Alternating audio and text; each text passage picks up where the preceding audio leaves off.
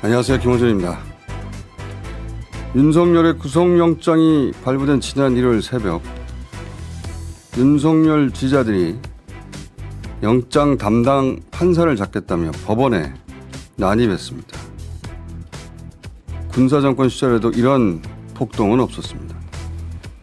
윤석열 하루빨리 탄핵해야 합니다.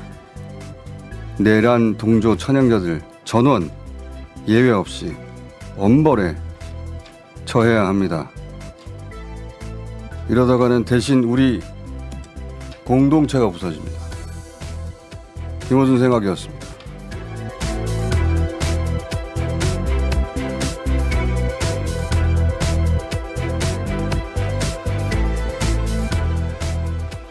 겸손은 힘들다 안규령입니다. 주말 새벽에 와서 영장 발부되는 것까지 보고 자려고 기다렸는데 몇 시죠? 영장 발부된 게요? 네, 새벽 2시 59분. 그 정도. 네. 그리고 이제 호송 차량으로 구치소로 이동을 하거든요. 거기까지 보고 이제 그때가 새벽 3시 언저리일 거예요. 거기까지 보고 끝 하고 자려고 하는데 이 서부지법 앞에 집회하던 태극기 부대가 법원에 난입을 시작하는 겁니다. 네. 저 그때 또 한 번 크게 반성했어요. 설마는 없다고 제 입으로 그렇게 여러 번 얘기했는데 야, 법원 난입은 정말 예상 못했습니다. 설마 없어요. 그 경찰이 건물에 난입한 폭도들뿐만 아니라 인근에 있었던 이들까지 다 기지국에 잡힌 통신영장 받아가지고 다 추적해서 다 구속수사하겠다고 하던 당연합니다. 근데 저는 이게 끝이 아니라고 생각이 들어요. 윤석열 영장 실질심사 안 나온다고 그랬다가 갑자기 나왔잖아요. 네. 저는 그게 이제 폭도들에게 보내는 하나의 신호였다고 보는데 앞으로 헌법재판소에 여러 번 나올 기회 있거든요. 비슷한 폭동을 유발시킬 수도 있어요. 이미 헌법재판소를 타겟으로 하고 있단 말이죠. 저는 헌법재판관들 앞으로 경찰 신변보 해야 된다고 봅니다. 어느 순간 테러가 있을 수도 있어요.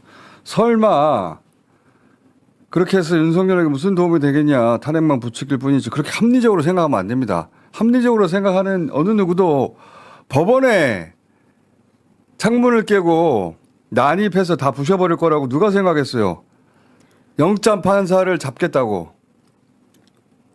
그러니까 어제 당장 헌법재판소가 공지를 해서 각 부서의 직원들 한 명씩 출근하라 이렇게 했지 않습니까? 설마는 없어 이제. 우리 공동체가 오랜 세월 기초한 마지노선들 다 무너뜨리고 있어요.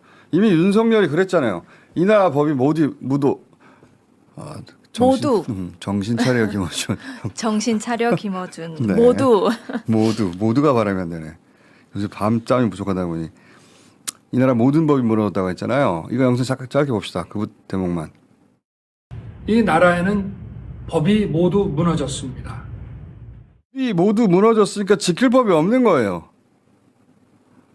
그들 그렇게 생각하는 거예요. 그리고 또 하나 이 기세로 대선까지 가려는 겁니다. 본질은 윤석열 구하기를 넘어서 대선 선거운동입니다. 이 배후에 있는 자들은 적어도 그렇게 생각한다라고 저는 봅니다. 이걸 단순히 저렇게 해서 윤석열 못 구해내는 건 누구나 다 알아요. 근데 저렇게 하는 이유는 이것이 선거운동이기 때문이다. 저는 그렇게 봅니다. 그래서 이 폭동은 통상적인 태극기 부대 집회하는 성격이 완전히 달라요. 구성원들도 다르고 통상 태극기 부대 저 이런 집회 많이 봤거든요. 정말 연령대가 굉장히 높죠. 조직적이지가 않아요. 이분들은 슬렁슬렁 하다가 우왕좌왕 하다가 갑니다. 근데 이번에는 선창하는 자가 있고요. 구호도 일관되게 외쳐요. 중간중간에 보면 이건 처음 보는 장면인데 태극기 집회에서 그런 영상이 있습니까? 기각해라! 기각해라! 이 진보 진영에서는 익숙한 장면인데 태극기 집회는 이런 장면 없어요. 그리고 굉장히 젊습니다. 참여했던 분들이 보면 굉장히 젊어요. 특히 그 난입하는 폭도들은 20, 30대 남성들이 주였거든요. 네. 태극기 집회 20, 30대 남성이 주지 않아요. 그리고 또 하나 특이점은 제가 영상 전체를 라이브로도 보고 나중에 다시 되돌려 보면서 중간중간에 이끄는 사람들이 눈에 띕니다.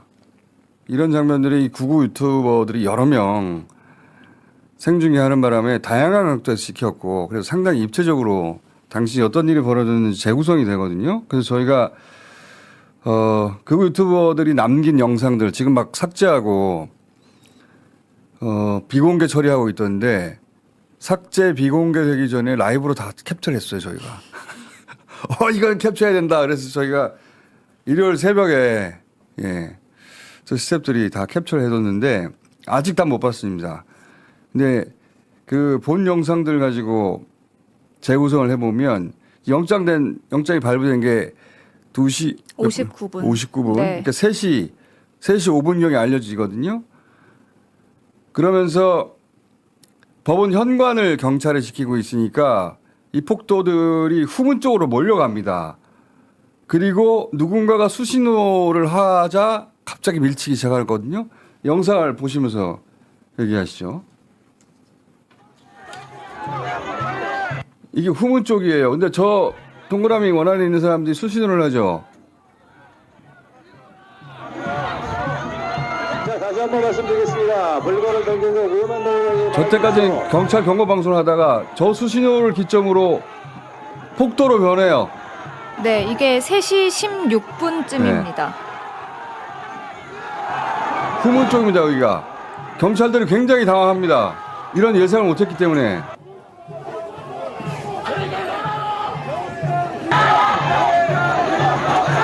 경찰이 사실은 앞뒤로 포위가 돼요.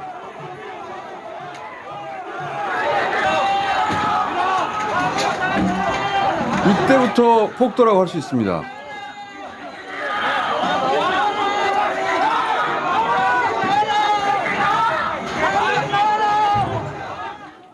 그리고 이 과정에서 경찰 폭행이 시작돼요. 네. 자, 이 장면도 봅시다. 아까 그 이어지는 장면은 이렇게 밀치고 가다가 일부 고립된 경찰들 있지 않습니까? 경찰들을 방패 같은 걸로 막 때려. 어우.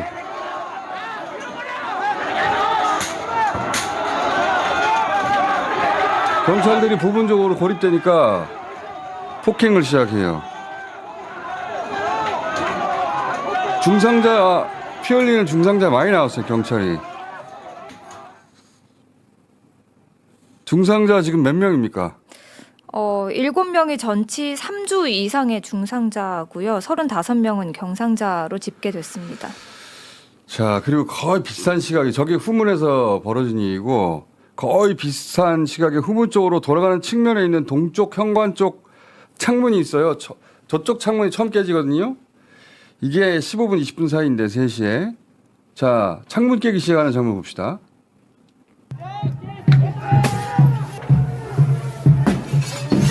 처음에 벽돌 던진 사람이 최초고 두 번째가 지금 얼굴 보이는 사람이 이 영상을 남긴 유튜버입니다. 이런 병신 같은 것들 빨갱이 새끼들. 본인이 찍으면서 저렇게 깨는 거예요. 그리고 저 현관을 막고 있었는데 현관을 막고 있자 그 옆에 있는 현관 옆 창문을 깨기 시작합니다. 비슷한 시간대예요. 저렇게 일제히 창문을 깨기 시작하고 그리고 현관 바로 옆에 창문으로 사람들이 들어가기 시작해요. 네. 저 깨기 시작하니까. 자, 이 장면 또 봅시다. 창문이 깨지기 시작하니까 사람들이 들어가기 시작해요. 창문 유리 위험했을 텐데. 들어가자마자 집기를 부숩니다. 들어가자마자. 민원실로 보이는데. 그냥 아무 이유 없이 다 부숴요. 그리고 더 들어와. 계속 독촉하는 사람들이 있습니다. 중간중간에. 아까 수신호 보낸 사람처럼. 그리고 그 옆에 있던 현관을 지키던 경찰들이 이미 현관을 지키는 게 의미가 없어지고 양쪽으로 포위당하거든요. 경찰들이 저 자리를 빠집니다. 네, 옆에 창문을 깨고 들어가서 이미 들어갔기 때문에. 안쪽에서 현관을 열려고 했기 그래서 때문에요. 현관을 지키는 게 의미가 없어지기 때문에 경찰들이 빠져요. 그리고 이제 현관을 깨기 시작해요.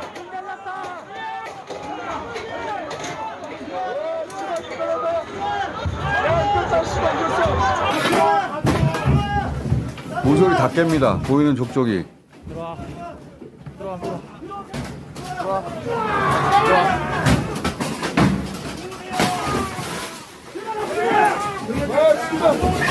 그냥 열고 들어가도 되는데 다 깨요 그냥.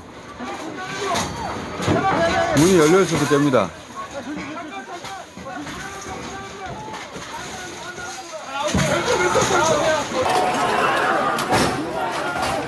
이거는 CCTV 관제실인데 CCTV 관제실에 따로 들어가는 인원들이 있었어요. 나와봐. 점거해. 나와. 점거해. 이들은 목적이 CCTV DVR을 확보하는 거였던 것 같아요. 다시 한번 좀 이따 볼 텐데. 저 안에서 저렇게 보이는 족족이 다 깨기 시작해요. 그 폭도들이에요. 폭도들이라고 부르면 안 된다고 국민의힘에서 그러던데 무슨 소리야. 저런 시위가 어딨어. 특이 지점은 시위하다가 건물 창을 깨고 들어가는 걸 보는 건 진짜 힘든 일입니다. 80년대나 있던 일인데 그때도 저런 일은 없었고 법원에는 단 한 번도 들어간 적이 없어요. 어느 누구도 우리 역사에서. 근데 저렇게 손쉽게 깨고 들어가잖아요. 근데 그때마다 행동을 유도하는 사람들이 있어요. 액션을 유도하는 사람들이 있고. 자, 이 시점에서 현관을 막고 있던 경찰들은 이미 폭도들이 내부로 들어왔고 현관을 막는 게 의미가 없고 양쪽으로 포위되면 위험할 수 있어 철수하고 3시 한 30분경부터 이 건조물 침입이 이미 발생했기 때문에 현장 체포 작전으로 전환을 합니다. 경찰이. 네, 3시 32분 법원 내부에 경찰이 대규모 투입돼서 이제 이 폭도들을 진압하기 시작했습니다. 그 전까지는 건물 내부로 진입하는 걸 막고 있다가 이때부터 이제 체포 작전으로 전환을 해요. 그건 잠시 후에 보여드릴 텐데 아까 여기는 CCTV 관제실로 보인다고 하는 곳 있잖아요. 거기 들어가서 랜선을 뽑고 CCTV 영상이 저장되는 DVR이 있을 거 아닙니까? 그걸 탈취하는 걸로 보여요. 그리고 장비에 물을 붓습니다. 영상 좀 봅시다.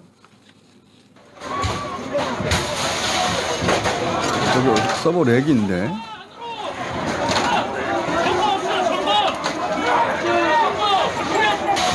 저기 네트워크 케이블 다 뽑아버려요. 지금 들어가자마자 제일 먼저 한 일이 저런 일입니다. 저 방에 들어간 사람들은.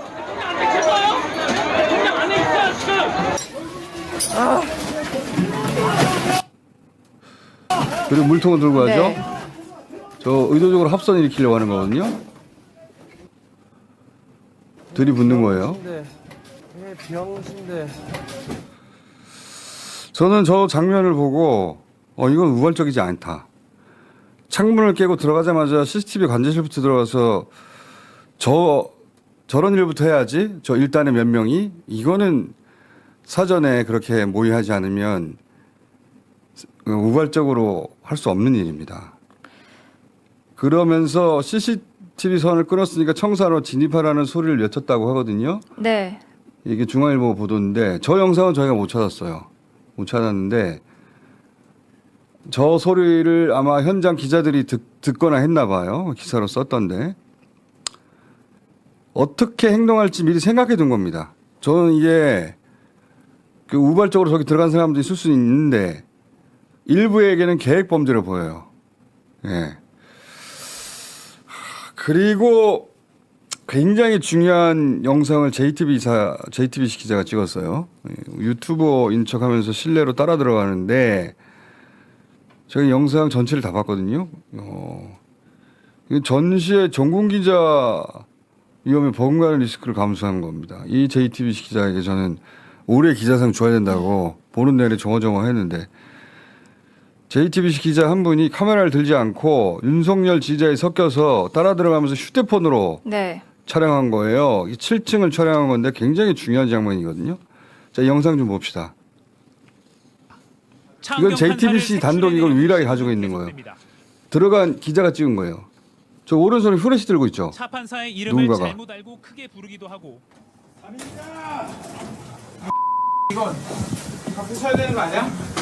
이름을 잘못 부른 거예요.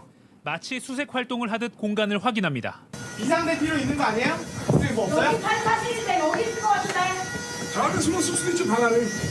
방 안에 숨었을 것 같아요. 그래서 방마다 발로 차가지고 들어가요. 여기 없어요. 저렇게 수색합니다. 저는 이게 굉장히 중요한 장면이라고 생각하는 게 우선 휴대폰 라이트가 아니라 후레쉬를 들고 있죠. 네. 집회가 야외가 아니라 어두운 실내에 들어갈 일이 있을 줄 미리 알았던 거예요. 보통 우리는 휴대폰 라이트를 켭니다.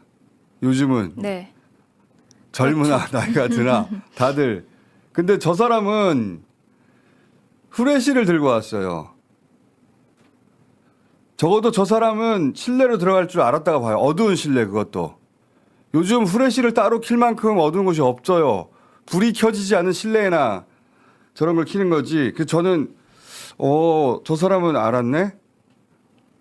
그리고 7층이 판사들 개인 공간입니다. 이거 모릅니다, 사람들이. 네, 뭐 사건 관련 기록이나 판사의 개인 물품 등이 있어서 평소에는 외부인 출입이 엄격히 제한되는 곳이라고 합니다. 다른 유튜버들은 5층까지 올라갔다 내려가는 영상들이 다 하거든요. 앞에 봤던 그 영상들도 여러 유튜버들 영상들 컴필레이션 한 건데 저희가 근데 이 JTBC가 단독으로 찍은 이 영상에 저 사람들만 7층 올라가요. 네, 한 무리가 계속해서 올라가니까 이 취재진이 따라 올라가 본 겁니다. 저 사람들만 7층이 판사 개인 공간인 걸 알았고 저 중에 후레쉬를 든 사람이 있었어요. 그리고 그냥 따라온 사람도 있지만 그 영장 발부한 판사 이름을 외칩니다. 자, 그러면서 찾아요. 굉장히 섬뜩한 장면이죠. 저는 이거는 계획범죄 아니냐. 적어도 저들은. 그건 살인미수 적용돼야 된다고 봅니다. 남미 마약 카르텔들이나 하는 짓이거든요. 판사를 찾아가지고 판사를 거기선 죽이죠. 의도적으로. 최고 형량으로 엄벌에 처해야 된다고 봅니다. 굉장히 중요한 장면이에요. 저 장면이 없었으면 그냥 우월적인 폭도들 만으로 치부할 텐데 저는 저 장면을 보고 이건 우월적인 폭도들이라고만 보기 힘들다.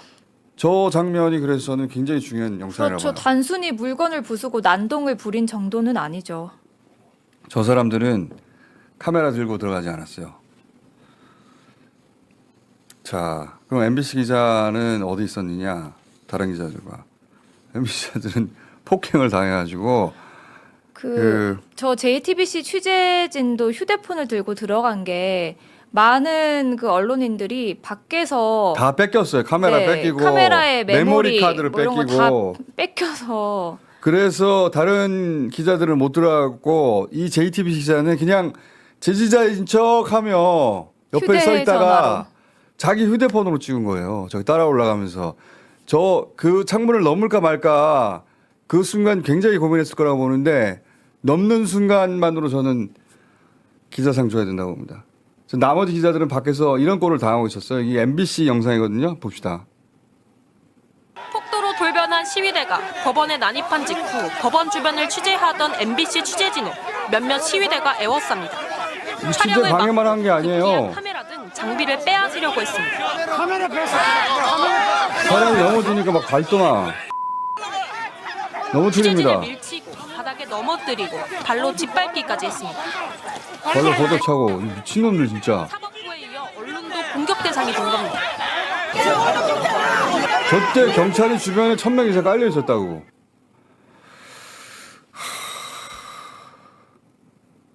그리고 체포작전으로 전환한 경찰이 건물 내에 난입한 모두를 체포하기 시작하거든요. 네. 자, 이 영상도 봅시다.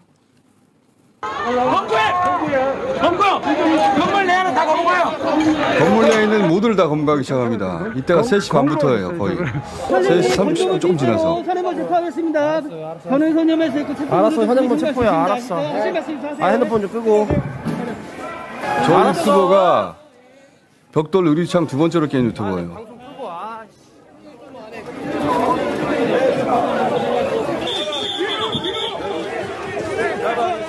이 사람도 영상을 찍다가 잡혀가는 장면입니다. 미라운다원 고지받고 끌려가요. 유튜브 촬영 중이라고요. 체포.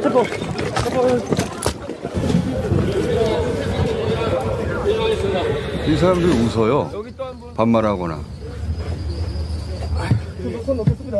검도자는 반드시 옆에서 신변 관리나 하는 거예요. 지금 여기 경찰 고성차는 살면서 처음 타봐요, 제가.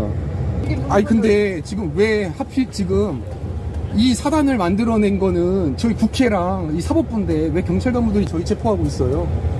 대통령 체포반대에다가 체포되네요. 내가 되네요. 잡혀가면서 계속 찍거든요. 자기가 얼마나 중대한 범죄를 저지르는지 전혀 인지를 못해요.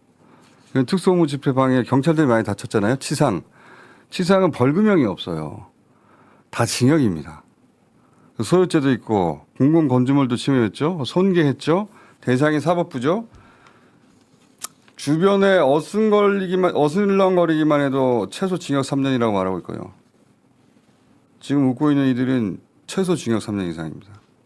자신이 무슨 짓을 했는지 몰라. 아까도 말씀드렸지만 경찰관 42명이 중경상을 입었습니다. 그 대상이 사법부 건물이잖아요. 저 웃고 있는 사람들 있잖아요. 울게 될 겁니다. 3년은 기본이고 7년은 10년까지 나올 수 있어요. 그리고 낮에는 또 무슨 일이 있었냐면 공수처 차량이 서울시내 한복판 도로에서 막혀가지고 1시간 동안 꼼짝달싹을 못합니다. 옴짝달싹을. 경찰들이 바로 옆에 있는데 이 영상도 봅시다. 이 공수처 차량이거든요. 영장 실질심사에 참석했다고 돌아가는 차인데 막 두드리고 펑크 타이어 다 펑크네요. 저걸 1시간째 했어요. 1시간째. 저 안에 있던 사람들 진짜 결국 경찰에 와서 개개인들이 차를 버리고 빠져나가거든요. 우리 역사에 전무후무한 일이 벌어지고 있는 거예요. 이 젊은이들 어디서 몰려왔을까? 제가 내내 보면서 이거 태극기 집회가 아닌데? 이때까지 있었던? 어르신들이 온 태극기 집회가 아니에요. 저 집회는. 통상적인 태극기 집회 참석자들이 아닌데 어디서 이 젊은이들이 다 왔나? 이거 밝혀야 됩니다. 경찰이. 그리고 그 밝히는 한 갈래로 저는 전광훈 목사도 수사해야 된다고 보거든요. 네. 전광훈 목사가 그날 저 일이 벌어지기 전 낮에 했던 집회에서 이런 말을 해요. 만약에 오늘 석방 안 시키고 판사가 기각을 만약에 했다가 하면 강제로라도 대통령을 서울구치소에서 모셔 나와야 되는 것입니다. 구치소 가서 데리고 나와야 된다고 하잖아요. 네. 예전에라면 저걸 하나의 비유처럼 들었을 텐데 저는 이제 그렇게 안 들립니다. 이 자들이 어느 날 구치소로 물려갈 수 있을 것 같고 어느 날 헌법재판소 담을 넘을 수 있을 것 같고 이미 법원 담은 넘었죠.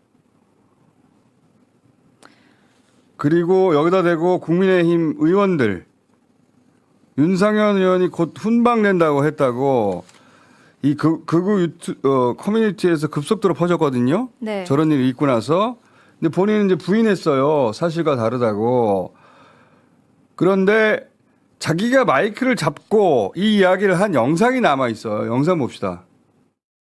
17명의 젊은이들이 또 담장을 넘다가 또 유치장에 있다. 그래서 또 관계자하고 얘기를 했고요. 아마 곧 혼방이 될 것이다.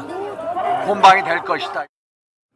저거 가지고 다들 훈방되니까 걱정하지 말고 다 들어가라고 한 거예요. 윤상현 의원한테 큰 책임이 있습니다. 그리고 권성동 의원도 바로 이어서 이게 저들만의 잘못이 아니다. 그런 발언을 하죠. 어제 현장은 폭력의 책임을 지휘대에게 일방적으로 물을 수 없는 상황이었습니다. 이 사람들이 뒤에 있는 거고요. 그래도 된다고 계속 말하고 있는 거고요. 너희들만의 책임이 아니라고 말하고 있고요. 훈방된다고 말하고 있고. 실제로 윤상현 의원 그 발언 때문에 국힘 관련 극우 커뮤니티에는 나 경찰서 잡혀왔는데 어떻게 해야 돼? 라는 글이 올라왔고 거기에 댓글이 윤상현 의원이 훈방 조치 시켜줄 거라고 했다. 연락해봐. 뭐 이런 게 있었고요. 이 사람들 정치권이 부추기는 거예요 지금. 계속해서. 그리고 제가 하나 봤는데 경찰이 무슨 유튜브 보는지 물어보더라라고 해서 답변이 김어준의 뉴스공장 본다고 해. 본다고 해. 라고 달렸더라고요. 그리고 이 당직자들이 당에서 적극 지원해 주기로 했다고 SNS를 올린다든가 적극적으로 이야기합니다. 그렇게 해도 된다고. 비서실장 정진석은 이게 폭동인지 아닌지는 국민이 판단한다고 그랬어요. 이건 황교안 저 사람은 전직이니까 정진석 현 비서실장이 폭동인지 아닌지 국민이 이게 무슨 폭동인지 아닌지 판단할 필요가 있어요. 법원에 쳐들어갔는데 미쳐 돌아가요. 아주 미쳐 돌아가. 지지율이 높게 나오니까 이 지지율에 대해서는 제가 오후에 해설할 텐데 한마디로 하면 일부 극우가 보수를 과잉 대표하고 있거든요. 이 지지율 다 엉터리예요. 윤석열이 거의 50% 막 육박하고 국민의힘이 40몇 프로 올라가고 민주당보다 막 10% 막 앞서잖아요. 진짜 그럴 거라고 생각하십니까? 물론 진짜 그럴 거라고 생각하진 않지만 지지율이 높게 나오든 낮게 나오든 이런 폭동을 옹호해서는 안 되죠. 근데 이 사람들은 이걸 대선의 일환으로 생각하기 때문에 이렇게 가면 이길 수 있다고 생각하는 거예요. 그래서 더 그러는 겁니다. 이렇게 하다가 폭망하는 거예요. 지난 총선 때도 그랬죠. 자기들이 지지율 10% 막 마지막까지도 막 더 높게 나온다고. 폭망했잖아요. 이 지지율에 대해서 잠시 후에 얘기하기로 하고. 그러니까 비서실장 저렇게 튀어나오고 원내대표도 저렇게 튀어나오고 중진들 튀어나와서 저런 발언을 하는 거예요. 저 사람들의 표를 얻어서 대선에 나와야 되겠다. 대선을 이겨야 되겠다. 이런 생각을 하는 거예요. 저들의 머릿속에는. 그리고 한쪽에서는 길에 저 사람들을 공급하는 자들이 있어요. 전광훈 목사 의심됩니다. 수사해 봐야 돼요. 그리고 전광훈 목사만으로 이런 일이 벌어졌을까? 저는 아니라고 봐요. 경찰이 난입한 폭도들을 수사하고 끝낼 게 아니라 그 배우가 있나? 철저히 수사해 봐야 됩니다. 법원에서 열받죠. 당연히. 법원 행정처장 와가지고 몇 마디 하고 오늘 대법관 회의도 한다고 하던데. 네. 근데 그런 와중에 경찰이 신청한 특수공무집회방에 경호차장 있지 않습니까? 김성훈 차장이요. 예. 영장을 경찰이 신청했는데 검찰이 반려했어요. 네, 법원의 판단도 구하기 전에 검찰이 기각했습니다. 이건 또 뭐야? 이건 아직도 김건희 라인 살아있다는 이야기인가? 검찰이 영장을 반려해서 넘버 3 이광호 본부장 영장은 신청하지 않고 경찰이 뭐라고 그랬냐면 다시 보강해서 신청하겠다고 입장문을 따로 냈어요. 네.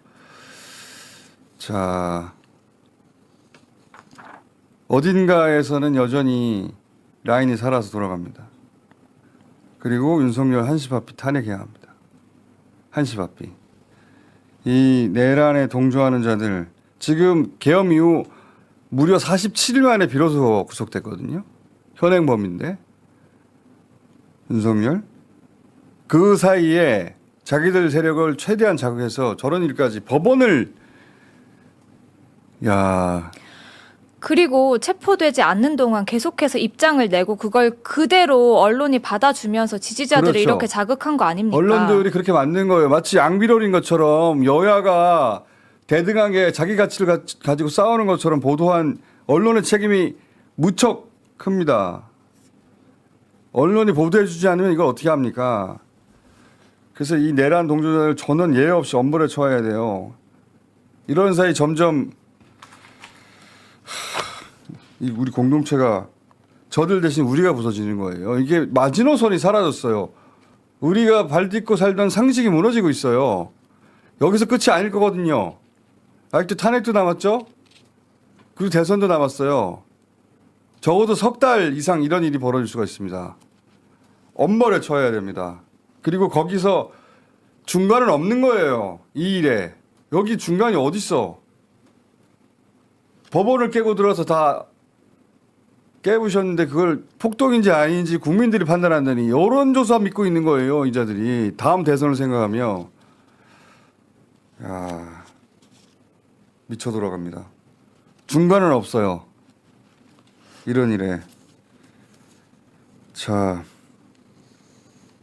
이게 저희가 고맙게도 영상을 남겨주는 덕분에 재구성할 수 있었던 당시 상황이고요. 저런 영상이 없었으면 저렇게 재구성 안 될 거였거든요.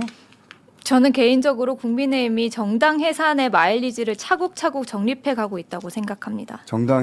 민주당이었으면 벌써 정당 해산 안 하고 언론이 난리 났을 거예요. 보수 매체가 난리 나고 법원도 즉각 행동에 옮겼을 겁니다. 검찰도 행동에 옮겼을 것이고 정당 해산감이지 이게. 자, 겸손은 힘들다 안규령이었습니다.